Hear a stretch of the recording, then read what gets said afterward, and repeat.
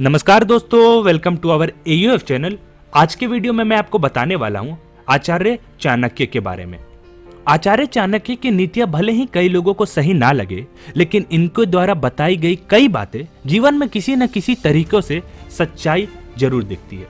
भागदौड़ भरी जिंदगी में उनके कई विचार हम जरूर अनदेखा कर दे, लेकिन अगर उन्हें ध्यान रखें तो जरूर आपको हर कसौटी में खरे उतारेंगे।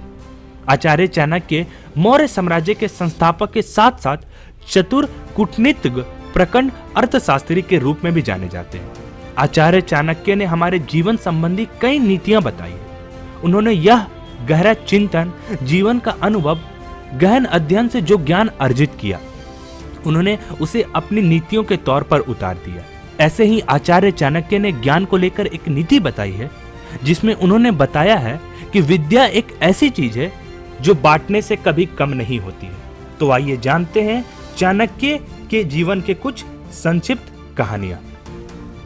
चाणक्य भारत के महान अर्थशास्त्री, राजनीति के ज्ञाता माने जाते हैं। वे बचपन से ही अन्य बालकों से भिन्न थे। उनके तार्किकता का कोई जवाब नहीं था। चाणक्य को बचपन से ही वेद पुराणों में बहुत रुचि थी। इतिहास में उनका नाम एक कुशल नेतृत्वकर्ता व बड़े रणनीतिकारों में शामिल है। इनके सर्वगुण संपन्न होने की ही वजह से इनको अनेक नामों से पुकारा जाता है, जिसमें कौटिल्य, विष्णुगुप्त, वात्स्यायन, मल्लनाग व अन्य नाम शामिल है। इन नामों के पीछे भी एक बड़ी कहानी है। ये कहानी इनके प्रतिशोध से जुड़ी है। मगर क्या आप जानते हैं कि इनके पिता की मौत ही चाणक्य के प्रतिशोध की वजह बनी थी। ऐसे में हमारे लिए इनके प्रतिशोध से जुड़ी कुछ रोचक बातों के बारे में जानना बेहद दिलचस्प होगा। चाणक्य का जन्म 350 ईसा पूर्व में तक्षशिला में हुआ था। उनके पिता चाणक्य मुनि एक महान शिक्षक थे। इनके पिता ने बचपन में उनका नाम कौटिल्य रखा था। एक शिक्षक होने के नाते चाणक्य मुनि अपने राज्य की रक्षा के लिए बेहद चिंतित थे। शायद यही कारण था कि चाणक्य क्रूर राजा धनानंद की गलतियों नीतियों के खिलाफ थे। उन्होंने अपने मित्र के साथ एक राजा के विरुद्ध एक रणनीति बनाई। इसके बाद वे राजा धनानंद को सत्ता से उखाड़ फेंकने की प्रतिज्ञा ले ली।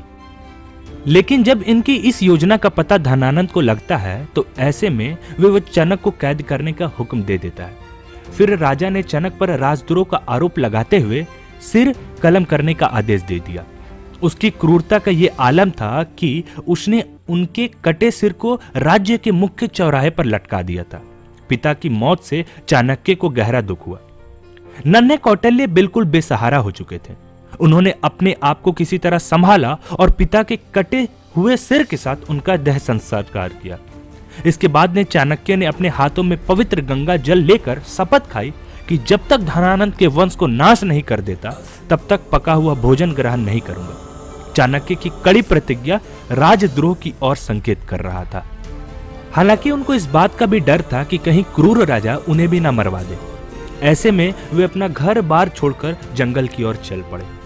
चाणक्य जंगल में भागते भागते थक कर मूर्छित अवस्था में पहुंच गए। तभी जंगल के मार्ग से एक संत गुजर रहे थे। उन्होंने मूर्छित अवस्था में चाणक्य को देखा। उन्होंने उस बालक को उठाकर उनका नाम पूछा। चाणक्य ने धनानंद के डर से उन्हें अपना नाम विष्णुगुप्त बताया। उस बालक की अवस्था को देख संत को दया आ गई। वे चाणक्य को अपने साथ ले गए। उन्होंने ही चाणक्य को शिक्षा दीक्षा दिया। अब कल का कौटिल्य आज का विष्णुगुप्त बन चुका था। उन्होंने जल्द ही अपनी मेहनत और लगन से उच्च शिक्षा प्राप्त कर ली। बाद में उनकी निपुणता को देखते हुए उन्हें तक्षशिला का शिक्षक बना दिया गया। उस समय ये तक्षशिला पाकिस्तान के रावलपिंडी जिले में हुआ था। शिक्षक के पद पर रहते हुए विष्णुगुप्त अपनी बुद्धिमानी व कुशलता से पूरे तक्षशिला में ख्याति प्राप्त कर ली। उन्हें एक प्रकांड विद्वान की दृष्टि से देखा जाने लगा था। वहां के लोग उनकी बातों से बहुत प्रभावित रहते थे। इसी बीच सिकंदर ने पोरस के राज्य पर आक्रमण करते हुए उस पर अपना कब्जा कर लिया। हालांकि बाद में सिकंदर पोरस की किसी बात से प्रभावित होकर उसे उसका राज्य वापस कर देता था। मगर सिकंदर ने आक्रमण के दौरान काफी तबाही मचाई थी। इस युद्ध में पोरस को अधिक जान माल का नुकसान हुआ था। सिकंदर के इस विनाशक तांडव से चाणक्य भली भांति परिचित थे। इस कड़ी में दिलचस्प है कि भारत पर अपना कब्जा करने की नीयत से सिकंदर अब तक्षशिला की ओर बढ़ चुका था। ऐसे में वे मगध चले गए। सिकंदर के भय से चाणक्य को राज्य की चिंता सताई जा रही थी। शायद यही कारण था कि वे दुश्मन धनानंद के दरबार में बिन बुलाए मेहमान की तरह पहुंच जाते हैं। वहां पहुंचकर वे राज्य की दयनीय स्थिति का स्मरण करते हैं। इसके बाद वे राजा धनानंद को सिकंदर के भारी उत्पात से आगाह करते हैं। वे राजा को बताते हैं कि महाराज, दुश्मन मगध साम्राज्य की ओर बढ़ता आ रहा है। मगर भोग विलास में डूबा धनानंद उनकी एक बात नहीं सुनी, बल्कि उल्टा उन्हें तिरस्कृत कर देता है। पिता के हत्यारे से तिरस्कृत होना चाणक्य के लिए असहनीय बात थी। ऐसे में चाणक्य के राजा के प्रति और क्रोध उत्पन्न हो जाता है। ऐसे में उनके प्रतिशोध की ज्वाला भड़क उठती है। वे दोबारा धनानंद से बदला लेने के लिए प्रतिज्ञा लेते हैं। चाणक्य कसम खाते हैं कि जब तक बदला पूरा नहीं हो जाता तब तक मैं अपनी शिखा को नहीं बांधूंगा। इसके बाद वे अपने पिता के मित्र अमात्य सक्टार से मिलते हैं। वे उनके साथ राज्य में हो रहे अनैतिक कार्यों को लेकर मंत्रणा करते हैं। सक्टार उनको बताते हैं कि राज्य की जनता धनानंद की गलत नीतियों से बहुत त्रस्त हो चुकी है। जनता से जबरन कर वसूली जा रहा है। इन बात से चाणक्य को गहरा दुख पहुंचता है। ऐसे में दोनों धनानंद के शासन को उखाड़ फेंकने का संकल्प लेते हैं। चाणक्य सक्टार से कहते हैं कि इस साम्राज्य को चलाने के लिए एक ऐसे युवक की जरूरत है जिसमें राजा बनने की सभी गुण मौजूद हो। तब सक्टार उन्हें धनानंद के दरबार में काम करने वाली एक दासी के बारे में बताते हैं जिसका नाम मूरा था।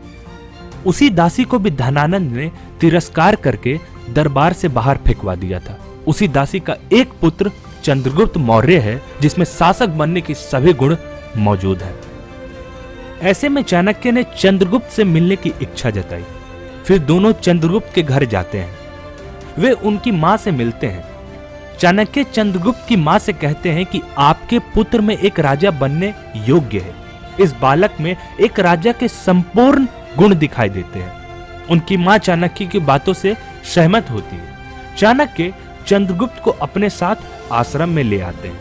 वे उन्हें उच्च शिक्षा देना प्रारंभ कर देते हैं। चाणक्य उनको धनानंद से बदला लेने के लिए हर प्रकार से तैयार करते हैं।